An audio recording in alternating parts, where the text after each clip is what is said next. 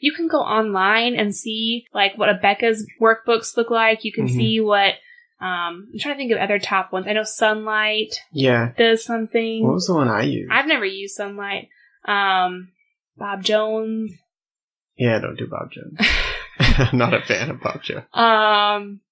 I mean, there's like a ton of them. There's Alpha Omega. Yeah. Alpha Omega, I think, is usually top rated pretty well most of the time. I've not used them either. That sounds familiar. So I must have used it or something. But yeah, anyway, we're rambling now. I honestly don't remember what I used. I used Becca all growing up as well. And like I said, if you have a child with special needs, maybe you do have to pick and choose, what curriculum works best based off of their needs. If you have a child who has like sensory issues, you might have to choose a different route of educating your child. That's fine. That's totally fine. Yeah, and those kinds of things, I would say hit up social media groups or something, because there's probably a parent out there with a kid with special needs or autism or something that is trying to homeschool too, or that can be helpful and have some wisdom. Exactly. Find a good homeschool group in your area. I mean, there are homeschool groups everywhere. They're becoming so popular right now. There are Reformed Christian groups. Even if you don't use a classical method of teaching your child, I know that even Classical Conversations has groups everywhere across the country too.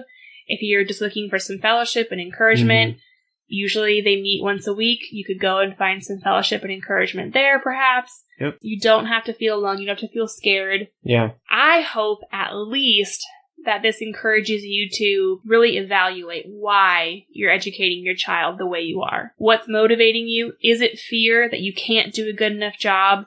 Is there a lie that you're believing that you're not qualified enough? Or your child needs more socialization based on their personality, or a plethora of other excuses that parents often do use.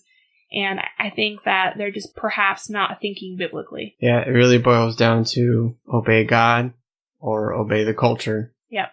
So, once again, we know there are extenuating circumstances. Yes. You don't want to sound like a bunch of legalists. Please check your heart.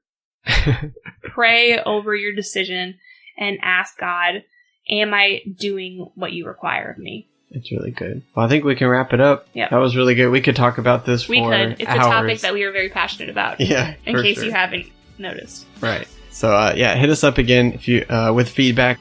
Love it and appreciate it. And as always, we pray that the Lord would open up and enlighten the eyes of your heart. And until next week, get woke.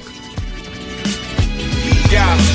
Let's start with the microphone check, 1, 2 first. Water to the dry and weary soul of the true church. The kind of things that few search, they say that the truth hurts. Well, this pain is gain, so let's explain the new birth. First things first, can't neglect this at the start. I must preface my remarks with the deadness of the heart from original sin, the effects of the fall. The sin of our first parents brought death to us all. Since Adam was our federal head, what he did counted for us. In him we're all rebels and dead. Yo, captured in the mind, disaster, sin and crimes in a dark state. Alaska in the wintertime, sour in our frames. Left to ourselves, we be devoured in the flames, cause we're powerless to change. If you feel that way, I pray that you respond happily as you see what Jesus had to say in John chapter 3.